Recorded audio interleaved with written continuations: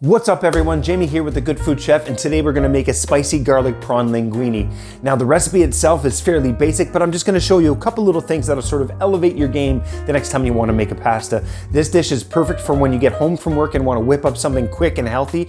It's also a great dish that if you wanna cook it for your significant other on, let's say, Valentine's Day, it won't leave you bogged down for any, say, after dinner activities.